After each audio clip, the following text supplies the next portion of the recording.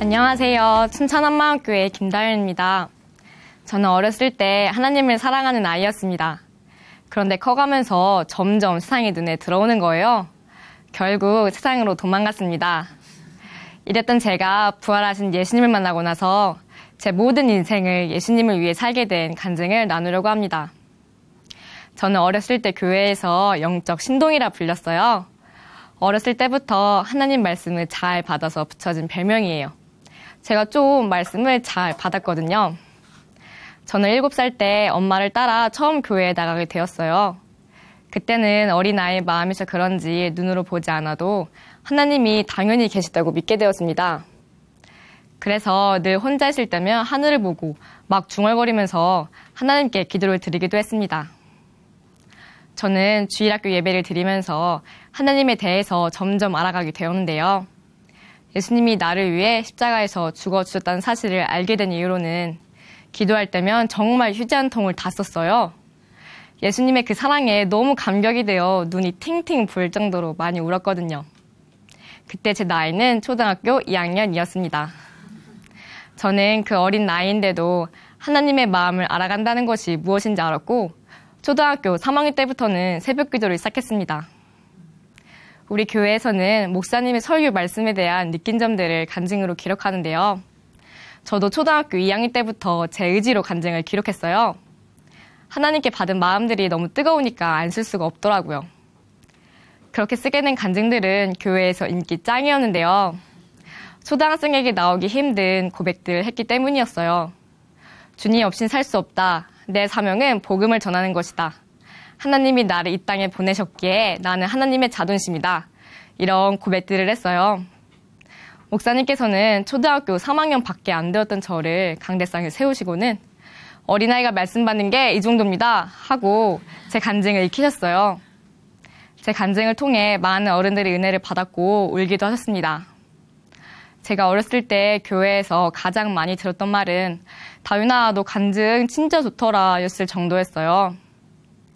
이렇게 뜨거운 초등학교 시절을 보내고 중학생이 훌쩍 되었는데요. 세상에 대한 눈도 번쩍 띄었어요. 학교에서 왕따의 친구들을 보면서 친구들에게는 정말 재밌고 좋은 친구가 되어야겠더라고요. 외동이었지만 성격이 활발했던 저는 친구들에게 성격 좋고 인기 많은 친구가 되어갔고 저도 점점 친구들 없이는 못 살게 되었습니다.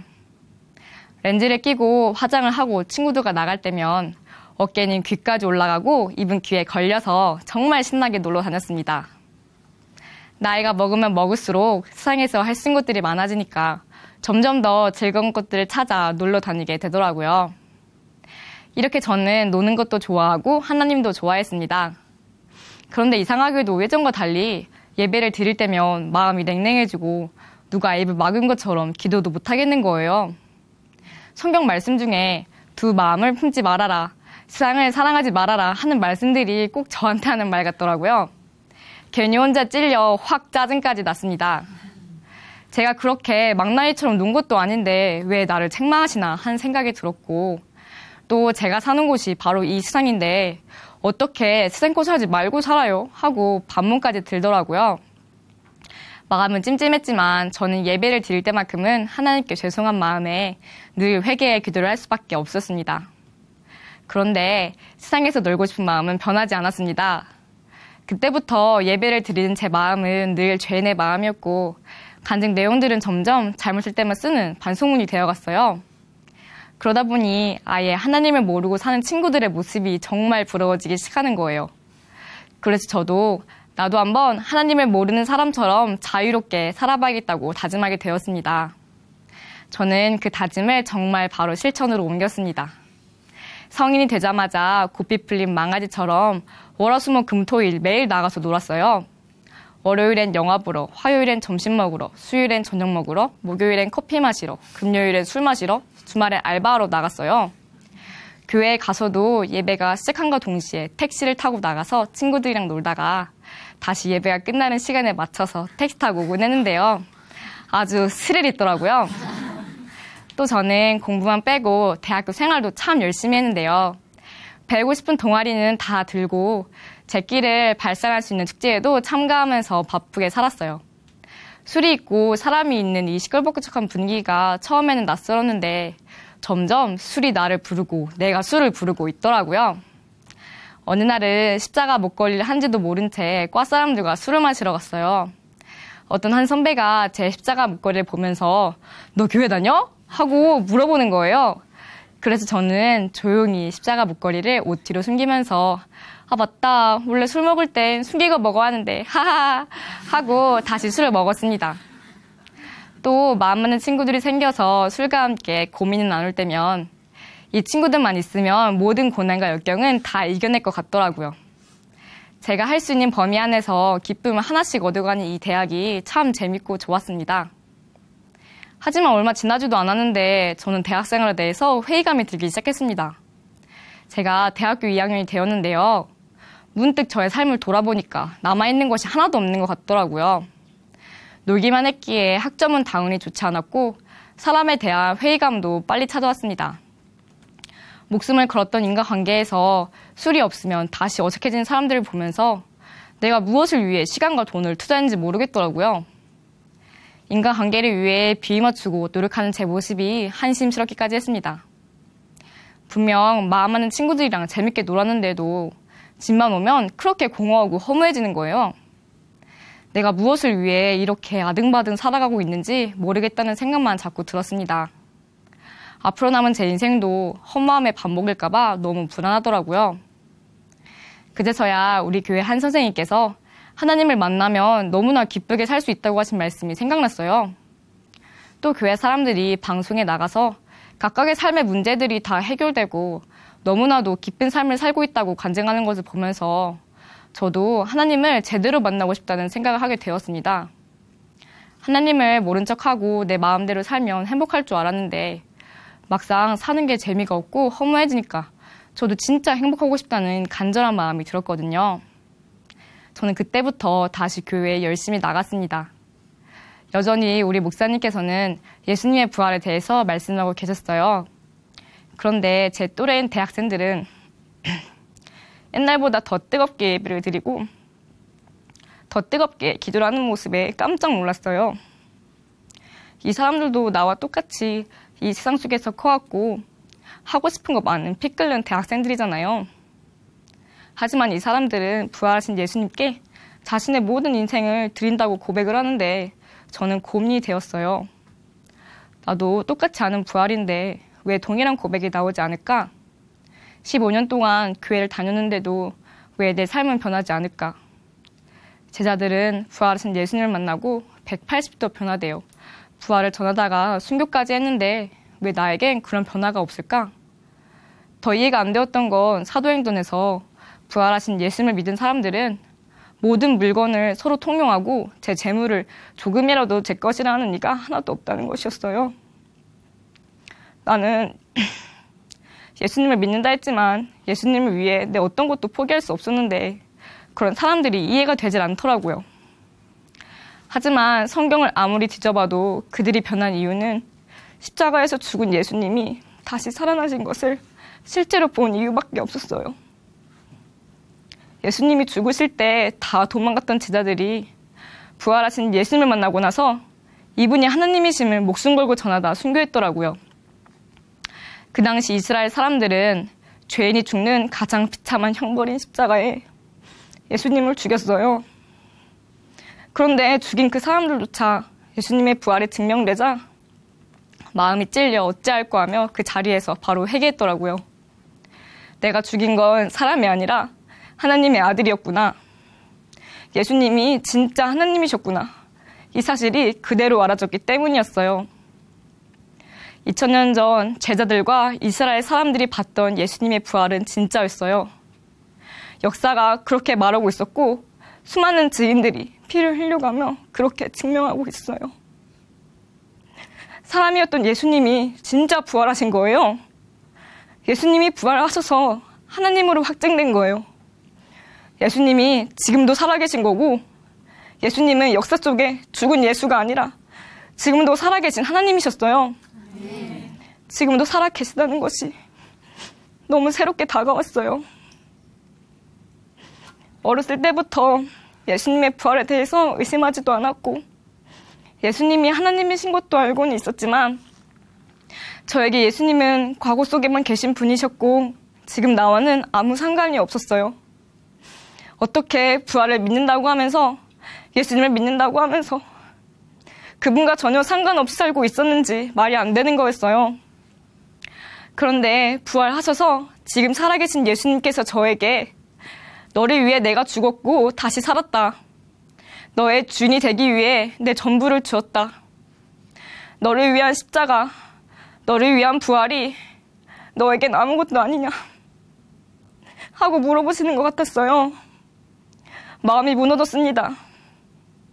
천지를 창조하시고 나를 만드신 하나님이 사랑한다는 이유 하나로 나를 위해 이 땅에 사람으로 오셨고 나를 위해 죽으시고 나를 위해 부활하셔서 지금도 살아계신 이 엄청난 사실 앞에 저는 고개를 들 수가 없었습니다. 그제서야 왜 하나님께서 말씀하시는 죄는 예수님을 믿지 않는 것이라고 하시는지가 깨달아졌습니다. 분명 예수님은 저의 주인이 되시기 위해 죽으시고 부활하셨다고 말씀하셨는데 저는 제가 주인이 되어 하나님과 상관없이 살아왔어요. 제가 예수를 믿지 않았던 거예요. 세상이 좋고 내 마음대로 내 뜻대로 사는 것이 즐겁다 하면서 나를 창조하신 하나님을 마음에서 버린 원수 같은 나였는데 이런 나를 위해 하나님께서는 독생자 아들을 보내주셔서 성경대로 다 이뤄주시고 믿을 만한 증거까지 보여주셨는데도 저는 끝까지 세상을 사랑하면서 예수님을 마음 중심에서 믿지 않고 있었던 거였어요. 나를 위해 부활하신 예수님 앞에서 내 인생에 들어오시지 말라고 나는 좀 더 세상에서 즐기다 가겠다고 나중에 믿더라도 지금은 싫다고 악을 쓰고 있었어요. 저는 예수님을 믿는다고 생각했는데 마음속에선 내가 주인이 되어 수도 없이 예수님을 세상에 팔았던 거였어요. 전능자를 무시하고 하나님의 마음을 짓밟은 채 예수님을 믿지 않고 살았던 것이 너무 죄송해서 저는 가슴을 치며 회개할 수밖에 없었습니다. 하나님, 정말 죄송해요. 제가 예수님을 믿지 않았어요. 예수님을 믿지 않아서 수도 없이 예수님을 세상에 팔았고 예수님을 믿지 않아서 예수님을 위해 내 어떤 것도 포기할 수 없었고 예수님을 믿지 않아서 내 인생, 내 마음대로 살아왔어요. 예수님을 믿지 않고 내가 주인 되어 살아온 이 죄를 용서해 주세요. 예수님 믿기 싫어했는데도 저를 끝까지 포기하지 않고 찾아와 주셔서 감사합니다. 저를 위해 죽으시고 부활해 주셔서 너무 감사합니다. 예수님은 부활하셔서 지금 하늘 보좌 우편에 앉아 계신 살아계신 나의 하나님이시며 나의 주인이세요. 저는 예수님을 제 마음의 주인으로 모셔드렸습니다. 저는 막상 하나님을 모르는 사람이 되어 하고 싶은 거 다 해도 기쁘지 않고 허무하게만 제 모습을 볼 때면 이해가 되지 않았어요. 그런데 예수님을 정말로 주인으로 믿고 보니까 그 이유는 내가 주인 되어 살았기 때문이었어요. 나를 위해 사람을 사귀고 나를 위해 즐기고 나를 위해 노력했을 때는 그것이 조금만 나의 만족을 채워주지 못하면 바로 우울해지고 허무해졌는데요. 예수님을 주인으로 믿고서 이 세상이 끝이 아닌 게 확실히 알아지니까 허무하지도 않았고 오히려 기쁘더라고요. 오직 예수님을 위하는 것만이 하나님께서 기억하시고 상 주시는 가장 가치 있는 일이었습니다. 저는 마음껏 놀다가도 교회 오면 꼭 기도했던 것이 있었는데요. 어렸을 때처럼 하나님을 사랑하게 해달라는 기도였어요. 하나님께 다시 돌아오고 싶은 마음 때문에 한 기도였는데 하나님께서 저의 기도를 들어주셨어요. 나를 위해 모든 것을 주신 하나님을 저도 사랑하게 되었거든요. 몸만 왔다 갔다 했던 예배에도 이제는 하나님을 사랑하는 마음을 가지고 오니까요. 처음부터 끝까지 엉덩이 붙이고 예배를 드려요. 또 하나님을 사랑하니까 술도 바로 끊을 수 있었고 부끄러워서 전하지 못했던 복음도 바로 전하게 되었는데요. 하루는 대학 가서 친해진 친구들과 술 약속이 생겼어요. 저는 예전 같았으면 마음은 찔려도 한 잔이 두 잔 되고 두 잔이 세 잔 되게 술을 먹었는데요. 이제는 나 예수님을 사랑하게 돼서 술 안 먹을 거야 하고 말했더니 친구들이 다 빵 터지더라고요. 술하면 김 다일던 제가 술을 안 먹으니까 당황했나 봐요. 다윤이가 진짜 변했다 말하기도 해요. 저는 술을 끊는 것부터 시작해서 저의 변화된 모습을 보여주고 있는데요. 친구들이랑 수다를 떨 때마다 예수님 얘기를 하도 많이 해서 다윤 어록이라는 말이 생길 정도예요. 또 하루는 친구 생일 파티에 갔는데요. 예전에 저 같았으면 소주랑 맥주랑 음식물이 섞인 술을 억지로 먹이면서 저도 함께 취했을 텐데요. 이제는 술에 취한 친구가 저보고 기도를 한번 해보라고 해요. 그러면 저는 이 친구를 태어나게 해주심에 감사하다고 하나님께 단체 기도를 합니다. 언제 한 번은 선배 언니가 자신의 신앙에 대해서 고민을 털어놨어요. 자신도 전에는 하나님에 대한 마음이 정말 뜨거웠는데 대학 오고 나니까 마음이 식어졌다고 하더라고요. 그래서 저는 하나님이 살아계신 증거인 부활을 얘기해 줄 때 언니가 예수님께 주인 자리를 넘겨드리는 굴복의 역사가 있게 해달라고 하나님께 기도를 했어요. 실제로 언니를 만나서 복음을 전했는데 언니는 확신 있게 말하는 저를 보고 놀라면서 부활이 정말 중요한 것 같다며 고민해 봐야겠다고 말했습니다. 이번에 우리 대학교 축제가 있었는데요. 1년 전만 해도 집에도 안 들어가고 축제를 즐기면서 술을 부어 마셨던 저였는데 축제 기간에 전도를 하게 되는 일이 생겼어요. 교회 친구들, 교회 언니들과 함께 피켓을 만들어 전도를 했는데요.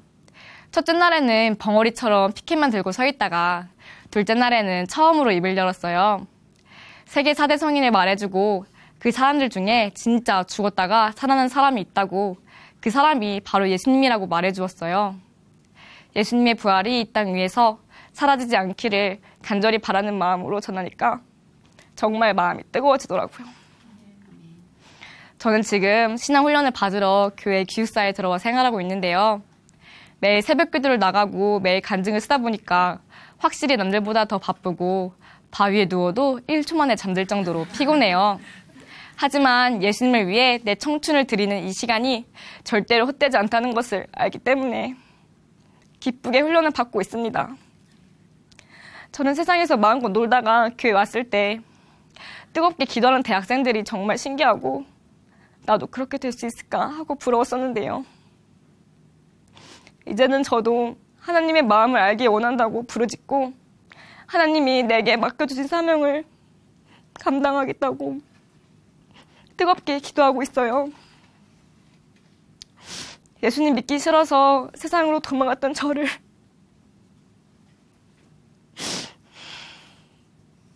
부활이라는 흔들리지 않는 증거 앞에 굴복시켜주신 하나님께 너무 감사드려요. 저는 이제 이 세상의 어떤 즐거움보다 예수님을 주인으로 믿고 사는 즐거움이 가장 큰 것임을 알았습니다.